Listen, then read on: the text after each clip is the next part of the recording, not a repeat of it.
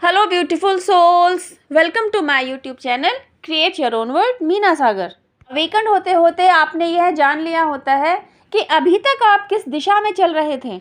आपने अपना thought process कैसा रखा हुआ था, आपको समझ में आने लगता है कैसे कोई आपको मैनिपुलेट करता रहा, कैसे अब तक कोई आपको कंट्रोल करता रहा और आपको इसके बारे में पता ही नहीं था। सिचुएशन को जब आप लो वाइब्रेशन से डील करते हैं ना, तो किस तरह हालात आपके काबू से बाहर हो जाते हैं। जान पहचान वाले लोग कैसे आपसे किनारा कर लेते हैं और भी न जाने क्या क्या। लाइफ में आए ट्रांसफॉर्मेशन के बाद जब आप उन्हीं सिचुएशंस को हाई वाइब्रेशन के साथ डील करना शुरू करते हैं ना, तो आपको समझ में आता है कि जो खुशियाँ आपकी लाइफ से कहीं चली गई थी ना, वे धीरे धीरे आपकी लाइफ में वापस आने लगती हैं। जिन लोगों ने आपसे किनारा कर लिया था ना, उन लोगों में से जो लोग आपके सोलमेट होंगे, उन लोगों की आपकी लाइफ में वापसी होगी। और वे लोग जो कार्मिक अकाउंट लेकर आपकी लाइफ में आए होंगे, उन्हें आप अपनी लाइफ से लेट गो कर देंगे। आपको समझ में आने लगता है कि जिंदगी की खूबसूरती जीवन को जीने में है, जीवन को काटना नहीं है, जीवन को जीना है। परिवार की खूबसूरती साथ रहने में है, रिश्तों की खूबसूरती एक दूसरे के साथ सही सामंजस्य स्थापित करते हुए चलने में है।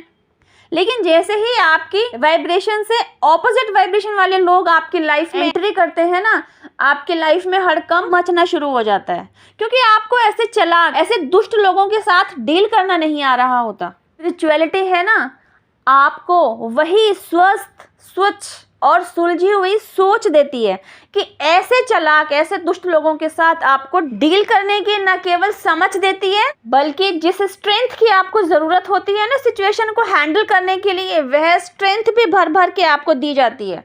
लोगों में ना बड़ा मिथ फैला हुआ है कि इस मेडिटेशन और स्पिरिचुअल ज्ञान की पढ़ाई करने से तो संन्यास की तरफ जा रहे होते हैं। नहीं, ऐसा नहीं है।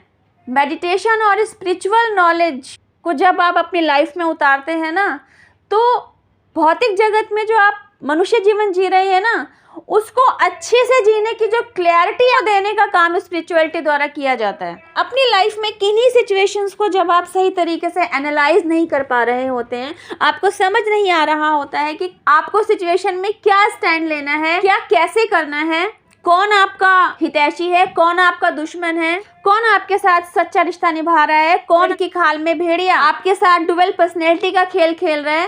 तो ये सारी क्लैरिटीज आपके दिमाग में कैसे आएंगी?